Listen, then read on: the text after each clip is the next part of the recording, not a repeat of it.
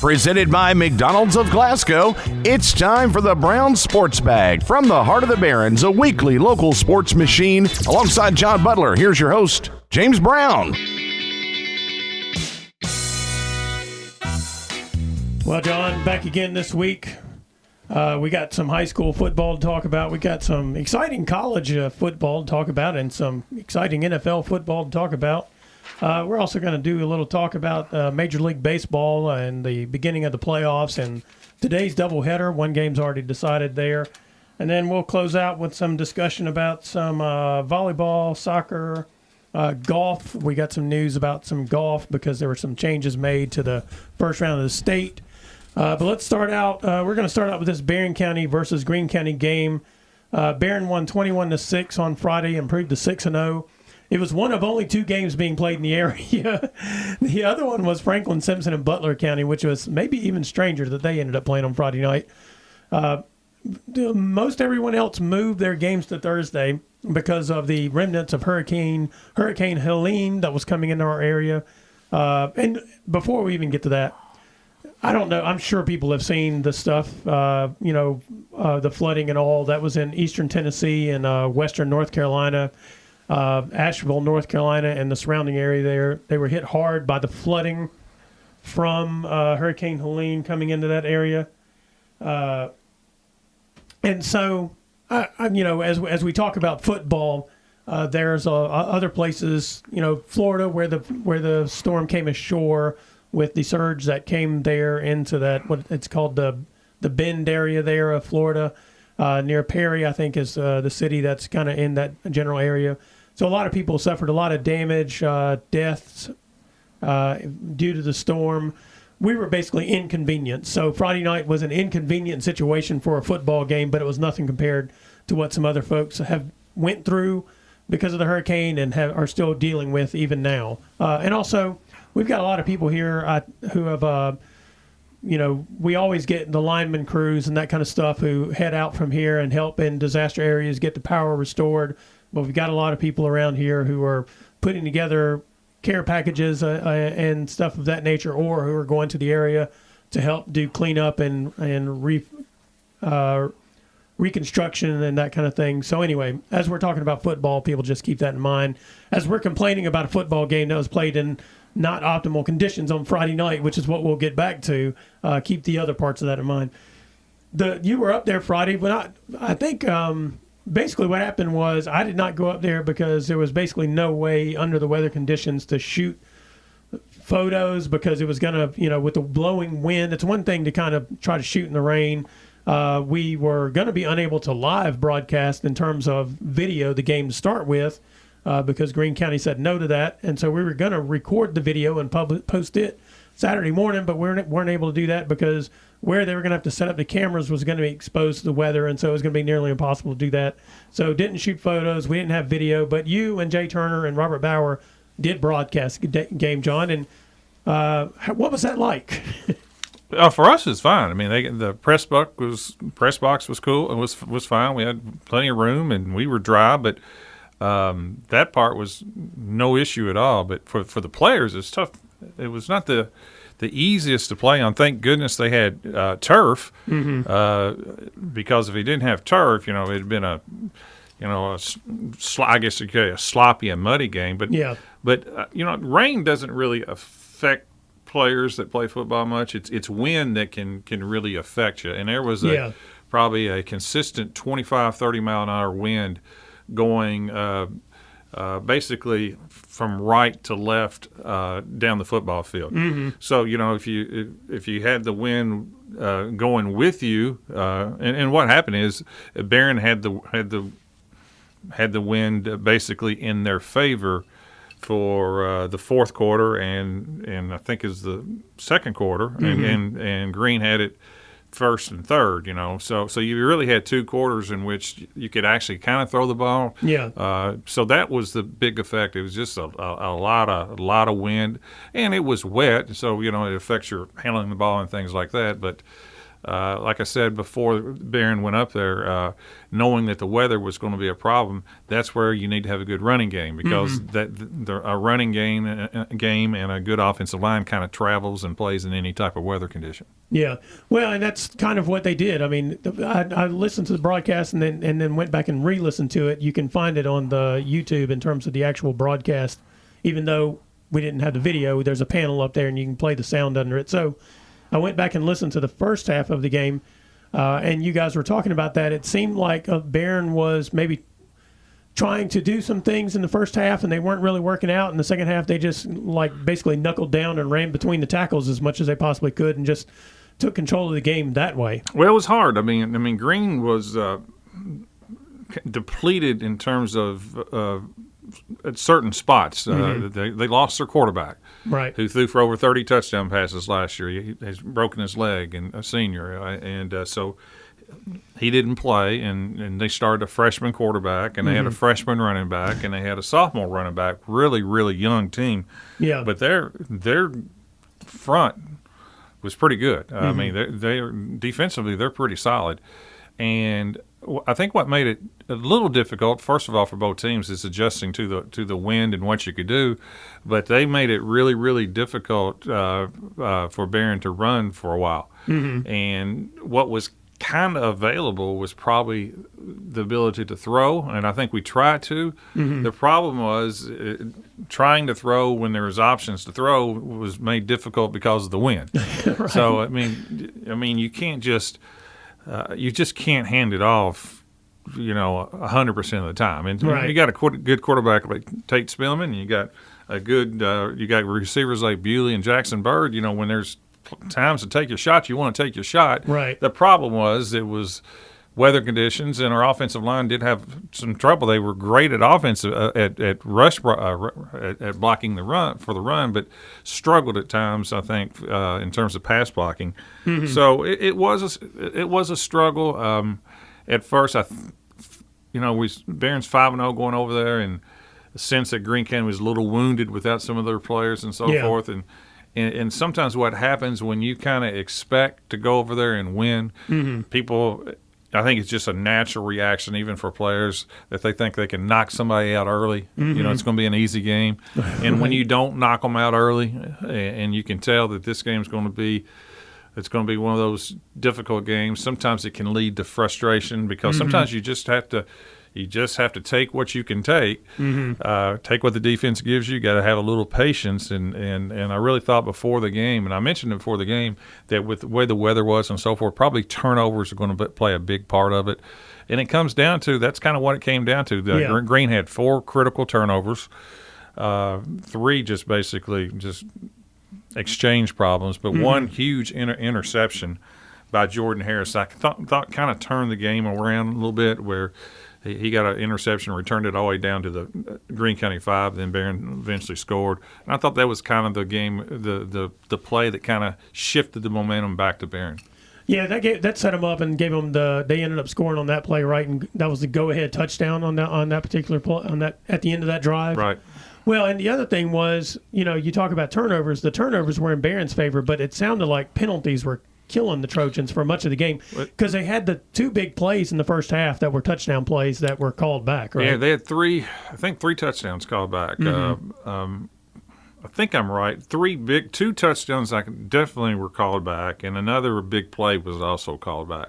Now, in fairness, the first touchdown, which was a 70-yard touchdown pass from Tate to ironically from Tate to Dalen Thomas, was off a scramble by Tate, and the call was lineman downfield, and it looked like to me that's what happened. Right. I don't think that was a bad call. Yeah. Another day, Dalen Thomas had a couple touchdowns called back. He had a fabulous 35, 40-yard run for a touchdown. I mean, outstanding. That was called back with an illegal block in a back that, to be honest with you, I didn't really see it, and it was one of those where, he scored, and I didn't see any penalties, and then all of a sudden I saw a flag. It's one of those where you can probably make that call a lot of times or whatever. So maybe a gale force wind just came up and blew the guy into him. In fairness, without seeing the replay, I don't know, but But after you have one called back and then another one called back, that I think that adds a little bit to some frustration. Right. And then the game was started off with an unsportsmanlike off a kickoff that nobody saw anybody do anything. Both teams were just tackle and run off, and all of a sudden the back official, the head referee, throws an unsportsmanlike from about. He's got a good arm. He threw the flag about 40 yards. And the game ended. When the game ended, he called 2 unsportsmanlike at the end of the game too. So who knows? Maybe he had a quote I on don't. that Friday. I don't know. Get him in. I don't know, but it ended up, even though the game was tighter than I think a lot of people felt like it could be, and I think a lot of it had to do with Green played well. Yeah. But the weather conditions sometimes levels the playing field a little bit. And I think you combine that and the 21-6 win is something that a lot of people kind of look at and maybe expect a little bit more.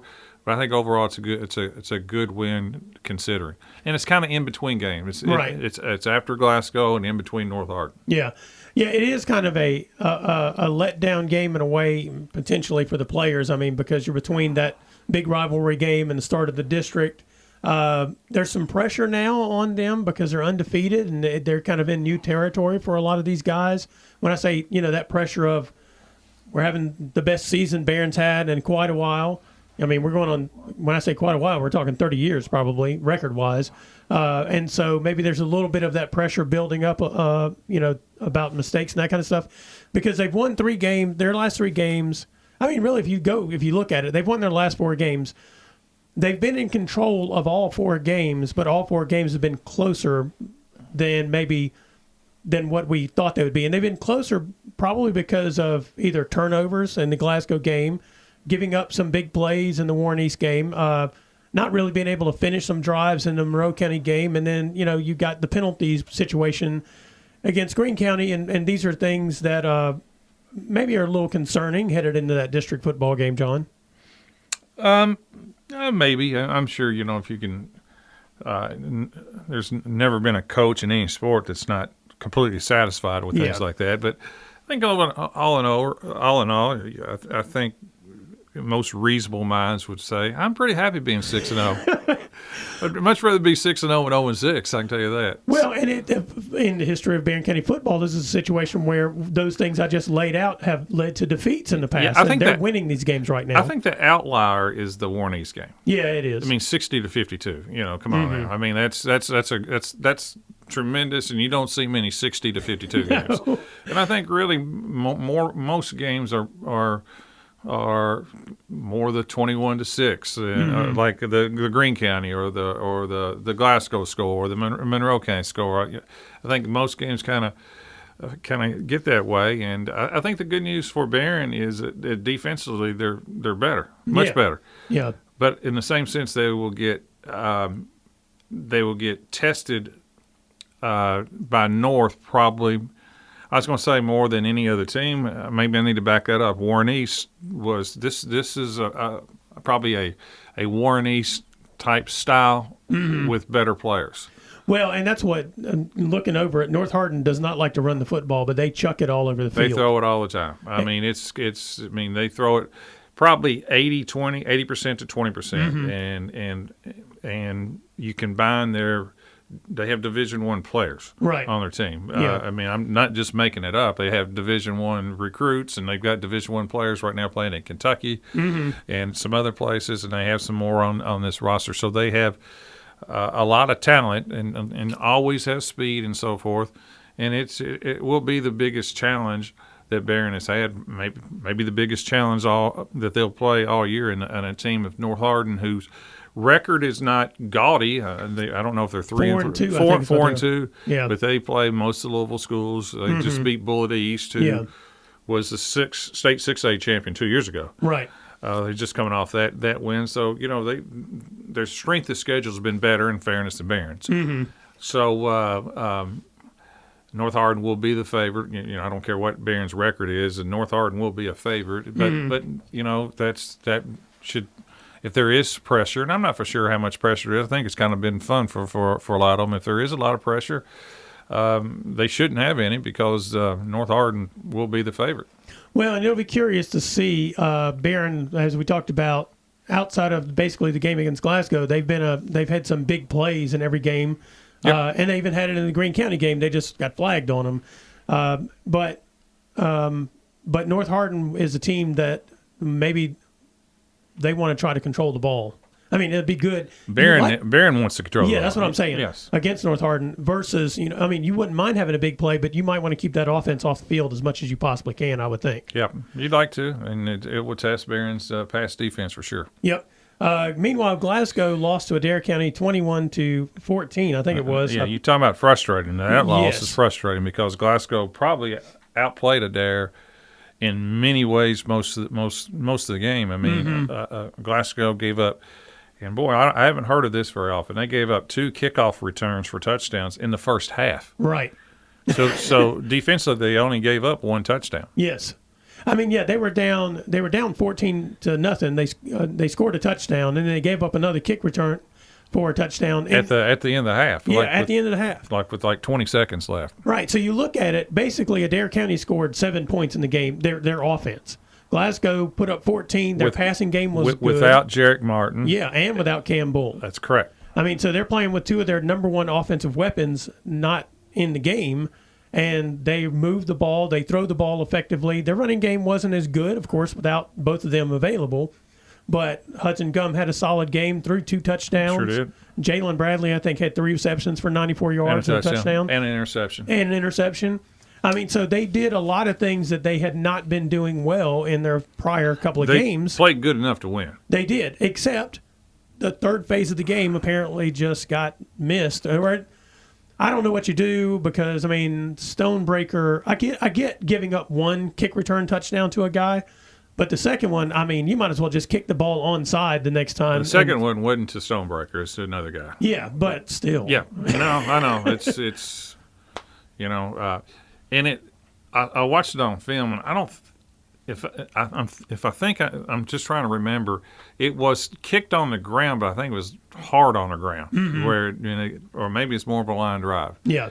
But that's especially under a minute. You probably prefer more of a pooch kick or something like that. But yeah, those are tough ones. But to give them credit, they were.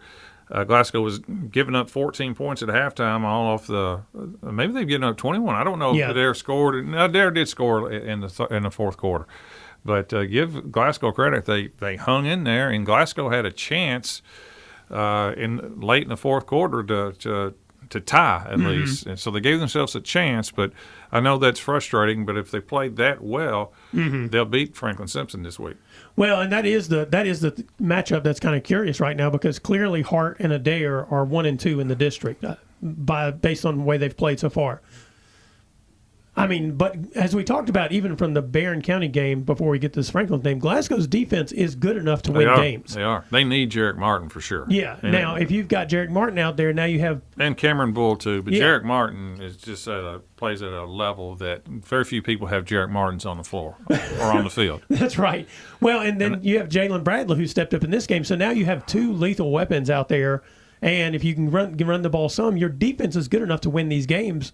You just got to figure out how to score the points, and that's been Glasgow's problem. And not give up specialty teams touchdowns. Yeah. Right. Yeah, you can't give up punt returns, kickoff returns, things like that. You can't give up the big plays, which is what they've really not done, even in this game when you get right down to it, outside of the special teams. So, you're right. If they play the way they have defensively the last 4 games, 3 of the 4 games, they should win this game against Franklin Simpson. Franklin Simpson does not throw the ball at all. But last week against Butler County, they had 4 guys, 3 over 100 and 1 with 92 yards rushing. On the ground. On the ground, yeah. They're going to give you a whole bunch of different people you have to deal with, which is going to be a different animal. It's going to be probably closer to playing Barren. Right, but Butler's not strong. No, they're not very good. They're clearly the 5th team in the district. Right. But going back to this, Glasgow and Franklin, generally speaking, at the beginning of any season, you would circle those 2 and say they're the 1-2 in the district. District's flipped upside down this year with Hart and Adair at the top. They also play this Friday, so that's going to be a heck of a game. So, Glasgow's defense, if they can continue to play the way they have, and they found some things on offense that now that they can pull into this game, I do feel much better about them than I did, before this game despite the fact that they lost to Adair County. And, I'm curious. And right now, I would say Hart actually is the best team in the district. Seems like it. Yeah. I mean, almost every one of their games are blowouts. Yeah. And getting to that, they ended up beating Caverna 55-28 on Thursday night. The score was 36-0 at halftime in favor of Hart County. They scored. Which means it's a running clock. Yes. That means the two teams combined to put up 47 points on a running clock. I've never heard of that. You generally don't have enough possessions to do that. Did the clock actually run? Yeah, it was a running clock in the second half. I mean, basically what happened was Jalen Crane had an interception return for a touchdown. He had a receiving touchdown, and Tyson Martin had a rushing touchdown, and I think they returned a turnover for a touchdown. So the clock stops on the kickoffs, and then Hart County turned around and scored 3 times as well. So, yeah, it's hard to get 47 points combined in a second half with a running clock, but these two found a way. And what it points out to me once again about Caverna is they just have guys. They have guys all over the field who can just. I mean, they can score on a dime. You just any point in time, which sets up their game with Fulton County this Friday at home. That's their first district game. I feel badly for Fulton County because Fulton County doesn't run the ball; they like to throw it. And if you got Jalen Crane patrolling around in the secondary, you're probably throwing touchdowns to him instead of your own guys. So I'd say Caverna would be heavily favored to beat Fulton County this coming Friday. Yes, I'd say running clock. I would too. And then, of course, that means Russellville and Ballard Memorial playing at each other. And I'm curious to see whether Ballard Memorial, what they actually look like. They've won 3 games this year, 2 of them against teams from Illinois and Missouri that I don't know anything about. And I'm curious to see where Russellville is. They've suffered some losses, here recently. But they've been more competitive, so I'm curious to see how that shapes up. I think that district is still just the top 2 teams. But going back to Barren and North Hardin, with the way Central Hardin and Warren Central have looked, I mean, this could be the game right here for the 1-2 seed in that district. I mean, that's probably not discounting. Probably, I'm not going to discount Central Hardin just because of their schedule. Right. They're 0-6, but they played a top schedule. They haven't been real competitive. Right. But just knowing Central Hardin, I think they're well coached. They have a big, physical, strong team. That won't be Barren will probably be a favorite, but it's not a walkover, and not when you play Central Hardin. No. Not from Barren. Bowling Green, who's got more speed and athletes, but not Barren. Right. Anything else from the high school football Thursday/Friday, possibly Saturday, Sunday games? Yeah, and there's 2 tonight. 2 tonight. There's 2 high school games tonight? Yes. I missed that there were 2 moved to tonight. What 2 are tonight? Do you remember? Newport and something like that. Oh, okay. Yep. All right. Well, they just play all. It's getting to college football now, Thursday through Monday. That's correct. All right. This is Brown Sports Bag presented by McDonald's of Glasgow. We'll be right back. Presented by McDonald's of Glasgow, it's back to the studio with James and John, the Brown Sports Bag.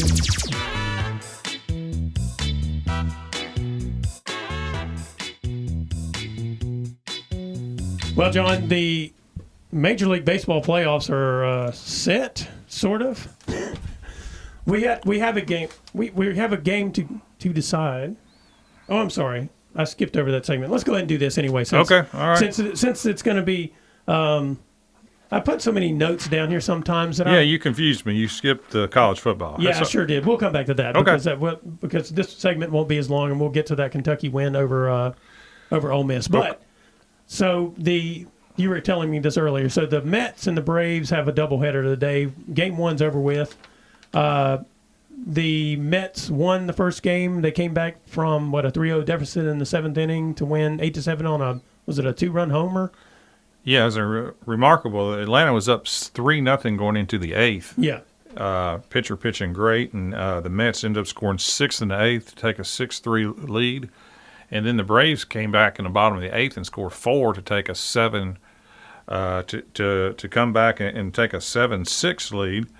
And then there's shortstop for the Mets on top of the 9th. Lindor, great player, hit a 2-run homer. And the Mets beat the Braves 8-7. That's a tough loss for the Braves. So that puts the Mets in. Now the Braves have to win. But the problem with that is while the loss is a big deal, whether or not the Braves come back and win or not, which they probably will, is now that forces the Braves to pitch their best pitcher, which is Chris Sale, who will probably win the Cy Young Award winner. And Chris Sale is pitching, which means if they can win, the playoffs start tomorrow, and it's a best out of three. Tuesday, Wednesday, Thursday. The Braves' best pitcher, Sale, and their third best pitcher pitched the first game of the doubleheader. They're out. Right. So it ends up being a really big loss for Atlanta, especially win or lose. It's a big loss not finishing the deal in the first game of the doubleheader.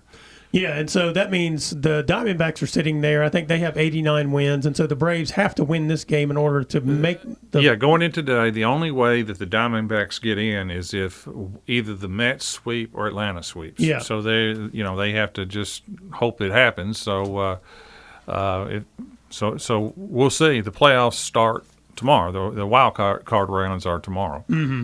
So who is your favorite potentially to? Well, I like win this World Atlanta. Series? I've always liked Atlanta, so I'm pulling for Atlanta. Mm-hmm. I like Detroit. It's kind of a cool deal.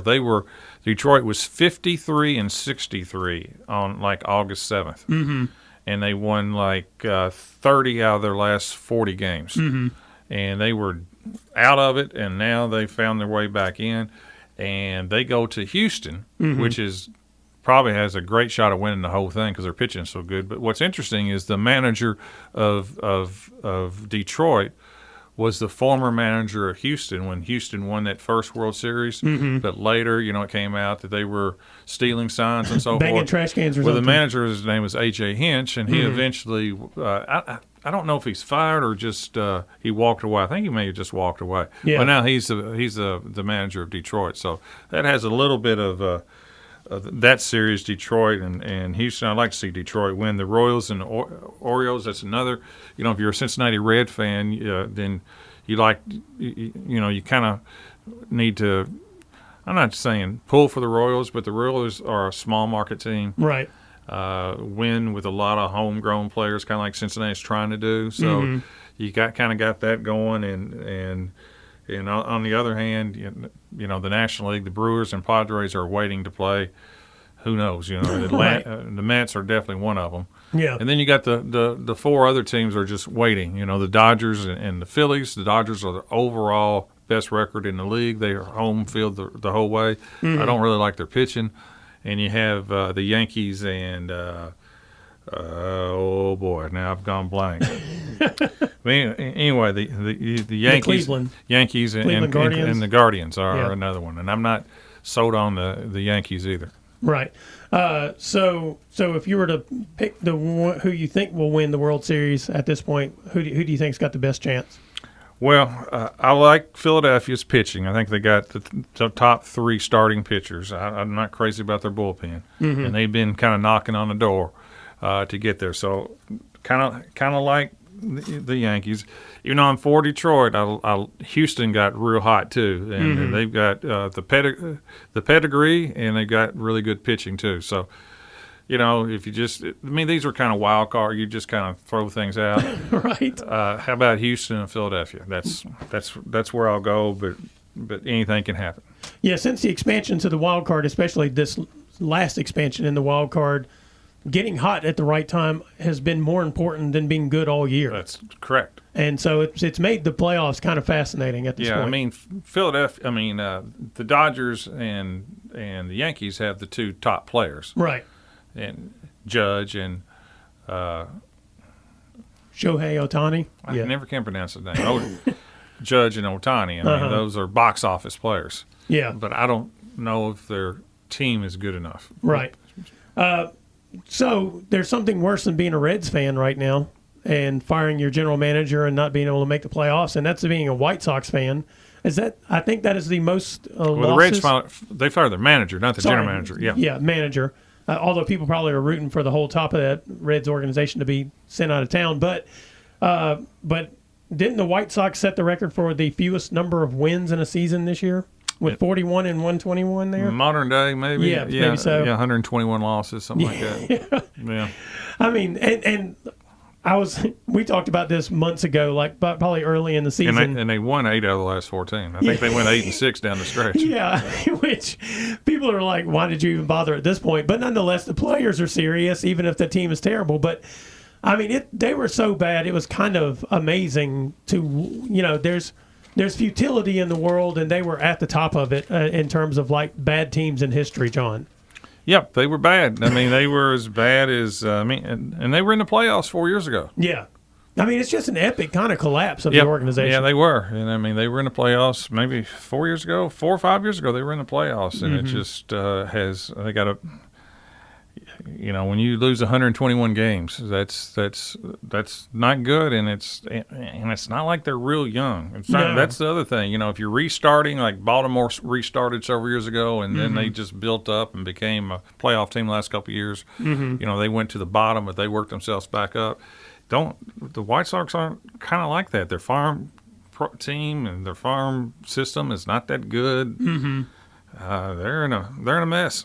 They had a period where I think they spent a lot of money on people, and most of them just did not pan out. They were like maybe overpaying for veteran players, and either they got injured and couldn't play, or they just weren't. They were past their prime. One thing I like about the White Sox, I like their announcers. I like Steve Stone, who used to be at the Cubs, but other than that, there's not much good about it. Hey, it may have been a banner year for the announcer. I mean, you got to be real creative when your team is that bad. I mean, you've got to find a way to have fun. That's exactly right. So those broadcasts were probably pretty entertaining, even if they were miserable. Anything else about the Major League Baseball before we get out of here on this segment? No, I mean, it's the best time of year to be a baseball fan right now, because it's all these games are meaningful. Starting today, actually, the play-in games just to get in. Yeah. But it's starting tomorrow, the wild card. Yep. All right, it's Brown Sports Bag presented by McDonald's Glasgow. We'll be right back. Presented by McDonald's of Glasgow, it's back to the studio with James and John, the Brown Sports Bag.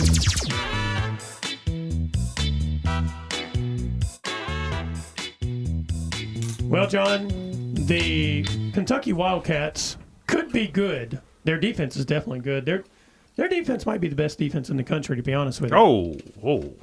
I mean, who's better? I mean, who's held Georgia to 13 points and Ole Miss to 17 points?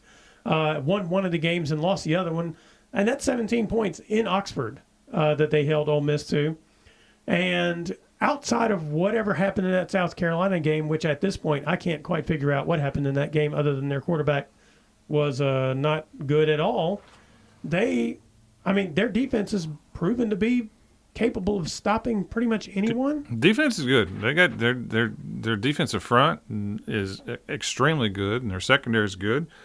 Yeah, you said best in the country, and I go, oh, well, I don't know about that, but they are. That's a great win. Let me just say this for Kentucky.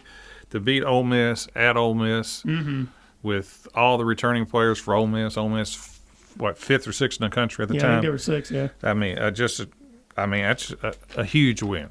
And I'm not saying it's the best win in Stoops' tenure, but it's one of them. Yeah. I mean, when he knocked off Louisville when they were 28-point underdogs when Lamar was playing, that's way up there. Yeah. But this is a big one, and the games can go either way.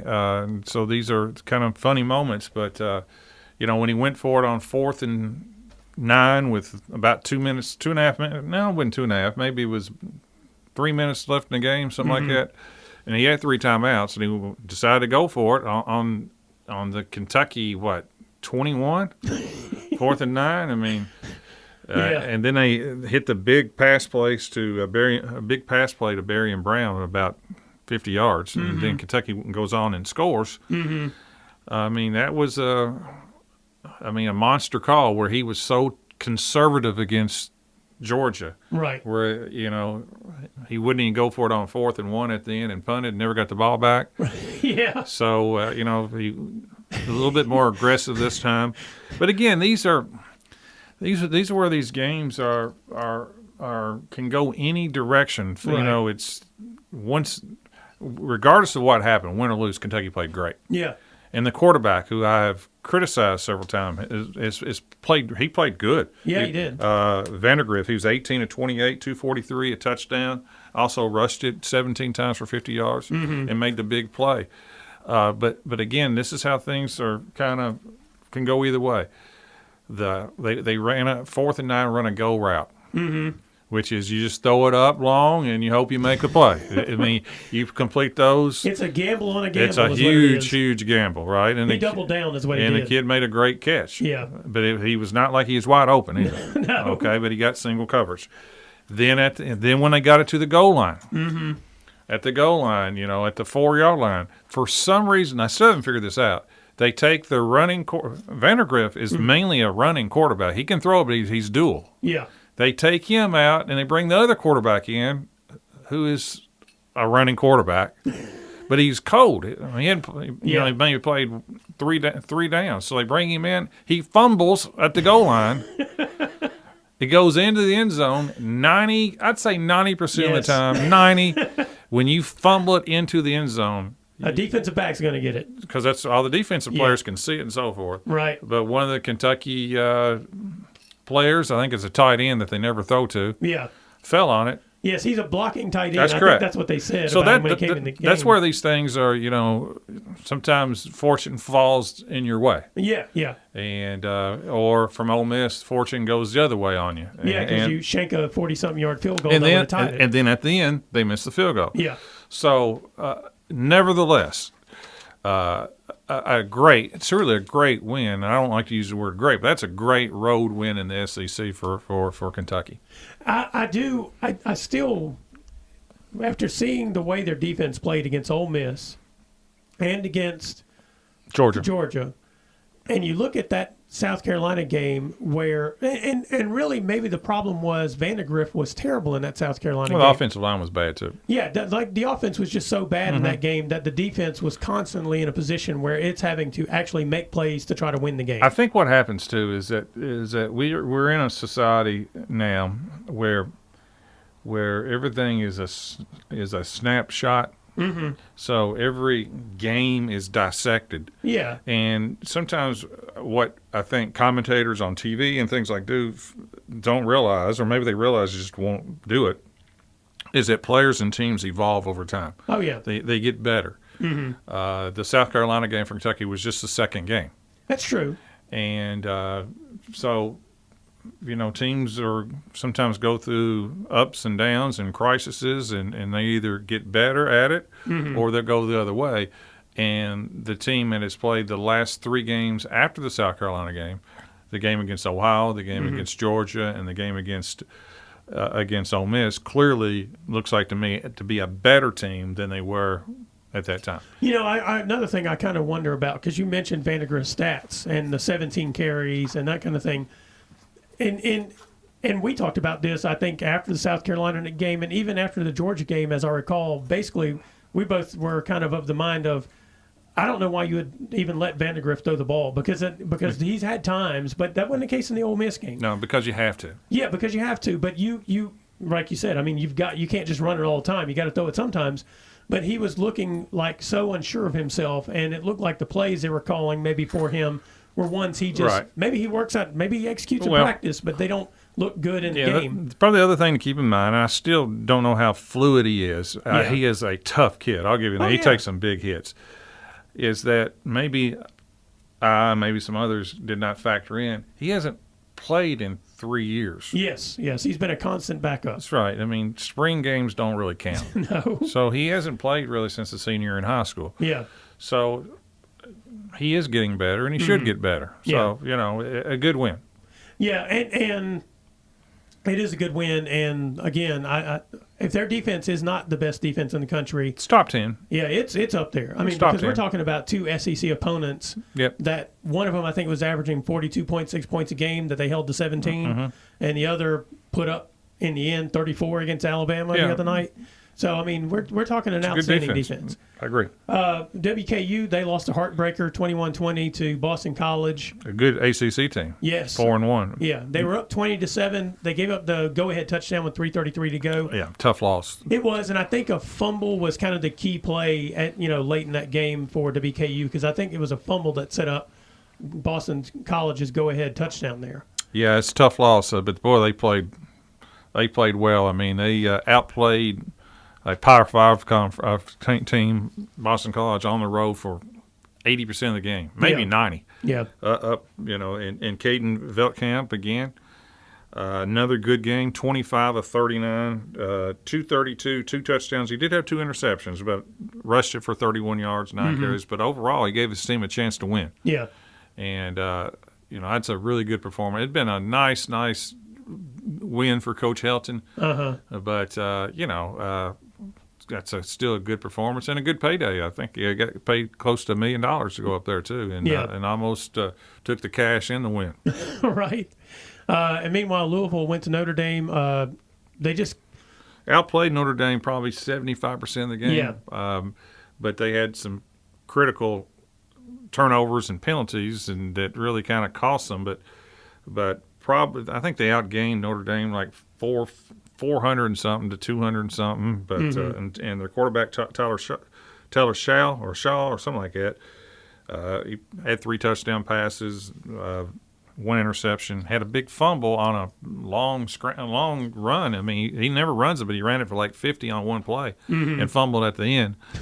But, Louisville had a chance. They had a chance to tie it late in the game, but turn it over on downs and so forth. I think it's one of those games where probably Louisville's I think they're maybe better than Notre Dame, but Notre Dame was kind of sitting on this game. Louisville beat them last year at Louisville. When Notre Dame was at home, they come out in their green jerseys, which they wear about one time every 3 or 4 years. That means it's a big game. Yeah.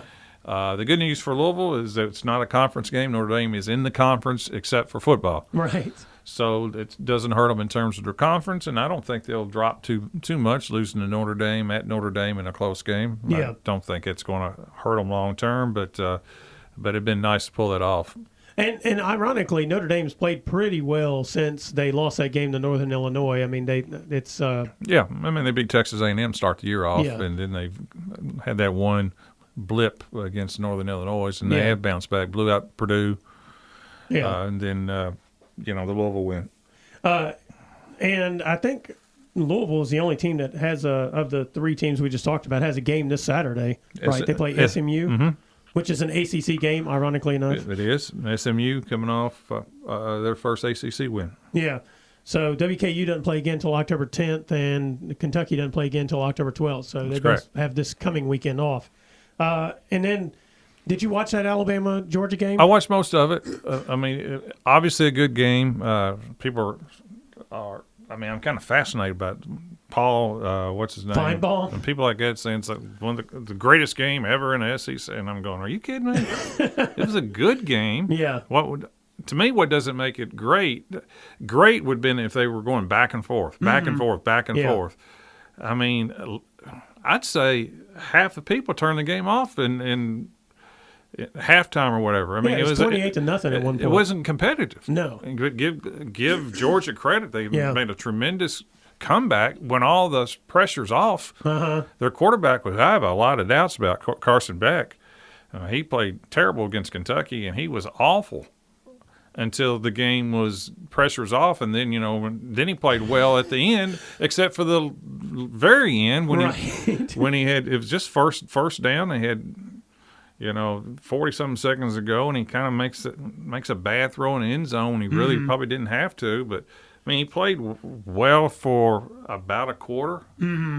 But I really like the Alabama quarterback, Melrose. Yeah, he's super. So the ending of the game, the last quarter was really fun to watch. It was great, and that part was great. But the game overall,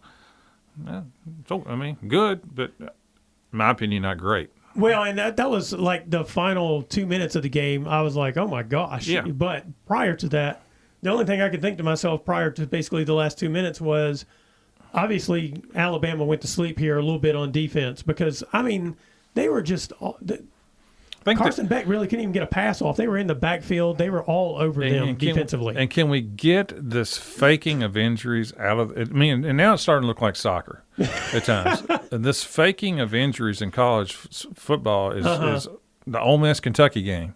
Then you saw Georgia and Alabama. Sometimes it's hard to tell when it's fake, but when they look to the sideline and they're standing up completely, and then they just sit down. That's correct. There's got to be something somewhere where that's got to be stopped. Now, see, I thought they had instituted a rule in the final 2 minutes or whatever, but maybe that was somewhere else that I was thinking of this. Maybe a 10-second runoff at the end, but not. There's nothing. No. But they're going to come up with something: fines, unsportsmanlike conduct if they see it, or how about this? If they have to stop play to get you out of the game, then you have to sit for 10 plays. Yeah. 10 games would be fine. That'd be the rest of the season. And maybe you think twice about 10 plays before you fake an injury. Yeah. But this is on the coaches. The coaches are doing this. Yeah, they are. I mean, but they're directing the players. And it's unsportsmanlike. It's stopping other teams' momentum and so forth. Well, and that there's that part. I think I even saw. And listen, if we're paying these people now, these athletes, this amount of money, get in shape. Seriously, get in shape. You're too weak. I mean, but if you're Alabama and Georgia, I feel like you're loaded with enough talent that it doesn't matter who's on the field. As long as it's not Milroe. I mean, Milroe matters, but otherwise, a lot of them didn't. Going back to the two plays, one was that touchdown reception that was the go-ahead touchdown for Alabama there after Georgia had scored. Another go route, one-on-one. I mean, and he just caught the ball, and basically he did like a pirouette, danced around some guys, and scored the touchdown. And that interception that Beck threw at the end, I think they had basically tried to throw that same pass like 3 or 4 times. You can't throw it on the inside where the guy can intercept it. Yeah. It has to be on the boundary. Yeah, and so they had gotten away with that. And it's not like it was the freshman receiver. It's not like he helped him a lot either. No, I mean, that defensive back, I mean, he just turned around and snatched it out of the air. I mean, it was one of those where you go to the well too many times, and they got away with it. Obviously, because Alabama is up 33-7 or whatever it was at one point, and they've lost some focus, and so they've gotten away with some things that they finally got refocused and they didn't get away with. And I'm not sure. I was looking in the polls. Alabama jumped Texas to number 1 in the AP poll. Texas is still number 1 in the coaches poll. That doesn't really matter because that'll be decided on the field this year since they're in the SEC together. But nonetheless, I do find it fascinating. I think there are 9 SEC teams in the top 25, which there should be because there's like 30 SEC teams now. So right. All of them could be in the top 25, except for Mississippi State and Vanderbilt. Although Vanderbilt, they threatened some people. Mm-hmm. But anyway, Mississippi State's not. In the NFL thing, real quick, before we get out of here, do you think the game last night between the Bills and Ravens signifies that the Ravens are back? Just a snapshot. I mean, they're good, and both teams are good. They are. It's just one game, one snapshot where Baltimore played really well and didn't give up the lead. And put a lot of pressure on Josh Allen and defensively and so forth. But did I take anything from it? It's a week-to-week game in the NFL. I do not. Well, I tell you one thing about that game, which is why I really watched it, was because 3 of my favorite players to watch play football were playing in that game. Josh Allen, there's always going to be something that he does at some point in time in the game. You're going to be like, nobody else can do that. And the same is true for Derrick Henry most often and Lamar Jackson. There are going to be plays those guys make, and you're just like, man, I cannot believe they can do that. Right.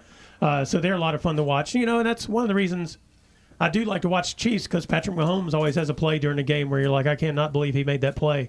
But those numbers are not vast at the moment, especially with the injuries to a lot of the players who are capable of hitting home runs or making just spectacular plays at the moment in the NFL, which is the thing about the NFL that always seems to happen every season is the attrition via injury, and how that affects these teams as they play during the season. But that game I thought was a lot of fun if you're a Ravens fan, but it also had some plays in it that were very entertaining as well. Anything else, college football, NFL, before we get out of this segment? No, that'll do it. All right, this Brown Sports Bag presented by McDonald's Glasgow. We'll be right back.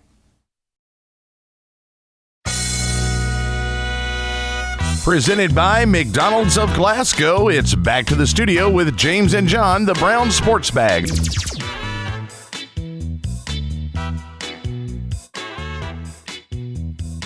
All right, we are back here on the Brown Sports Bag. We got about 5 minutes before we get out of here.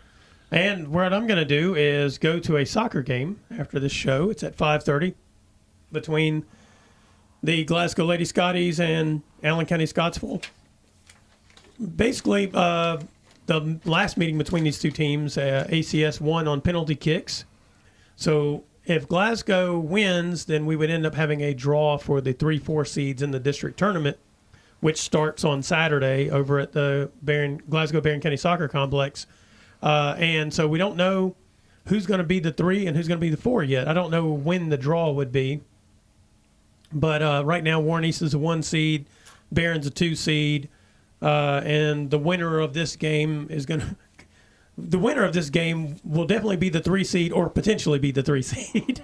I'm not sure how to explain that. Allen County wins it, they'll be the 3 seed. That's what I was going to say. Yep. But so it's a big game, and for the Lady Scotties, it's been quite a turnaround season for them. They didn't not win a game last year. I think they only scored 2 goals last year. So they've won 5 this year. They've won 5 and 10. Yeah. Yep. So I mean they've had a good turnaround. Got a bunch of young players playing. So hopefully their program is recovering from the loss of numbers they had a couple of years ago. And Allen County's actually played pretty well this year. They've got a couple of pretty good players. So the fact that the first game went to penalty kicks, I thought was pretty good for the Lady Scotties. Hopefully they can figure out how to win this one. And as I mentioned, the district tournament starts Saturday. The girls will play at 9 and 9:30, and I think the boys will play at noon and 12:30. The seeds are set on the boys' side. Glasgow's the 1, and Allen County's a 4, and then Barren and Warren East are the 2, 3 there. And so, that's going to be your matchups for that. And as of last week, the girls' region had not been played. And Barren came in 3rd, yes. but they had 4 qualifiers that made it to the first round of state tournament, correct? Yeah, in the golf tournament, golf tournament. That's right. Which is that's good. Yeah, which I mean, it's weird to have your team doesn't qualify, but your team kind of does qualify right. individually. That's right. Yeah, and so the girls' first round of state is tomorrow at Hopkinsville Golf and Country Club. And like you said, so we have Chloe Witcher, Lucy Zala, Kinsey Edwards, and Tinsley Nagel. For Tinsley, that was the first time she's managed to qualify. The other 3, this will be their 3rd year in a row making it to that first round. And yeah, you're right. They'll have 4 players, which is technically a team, but they will not be able to register a team score tomorrow. And then the boys' first round of state was supposed to be played today at Hopkinsville Country Club, but it got moved to Wednesday, and Griffin Jackson for Glasgow will be playing in that. None of Barron's players made the cut for that first round. I think Braden Furlong ended up missing it by 1 stroke. Back to the girls' side, Emery Gardner for Glasgow made the cut this time. That's correct. That's her lowest score she's ever shot. Yes. That's a good interview you had on line 2 with her. Thank you. And I was really happy for her because, I mean, she just shot started 85. playing. Yeah, she shot 85. She just started playing 3 years ago. Right. And I loved what she said. She said the reason she thought, well, if I can hit a moving ball, surely I can hit a stationary ball. Because she plays softball, yeah. That's good. That's good. Yeah, I thought that was pretty funny. Turns out that's harder than she thought it was going to be. The hitting the ball might be the problem. And Barren beat Glasgow last week in volleyball. That is right, 3-1. And I did find out exactly what's going on with Glasgow because they started off pretty good. And remember, they won the first meeting 3-2. Right. They have 4, I think, starters out with injuries. Don't see that a lot in volleyball. No, you don't. And I think one of them may have come back for that Barren County game, but she had been out for a while, and she didn't actually start. She came in off the bench. Well, I just was looking at Ann Ashley Atkinson. We don't see a lot of stats. She had 19 kills in that game. Yeah, she was having a great day. Yeah. She was. I think Audrey Austin had 9 for Glasgow. Yeah. So, I mean, they've kind of switched roles from early in the season. Barren was struggling early in the season. They've played a lot better lately. Yeah. 13-13. Yeah, they're 13-13. I'm not sure, how the district sets up for that in terms of seeding right now. Warren East is clearly the best team in the district. Yep. I think they've rolled over both Glasgow, Barren, and Allen County in their meetings. That district tournament is still like 2 weeks away, maybe even 3 weeks away, because they don't play during fall break. They'll play some regular season matches the week after fall break. And so, 3rd week of October, they'll play the district. And I'm not sure where it is this year. I'll check on that. I think it's Barren. You're right. I think it is. All right. So that's the Brown Sports Bag today, presented by McDonald's Glasgow. And we'll be back next week.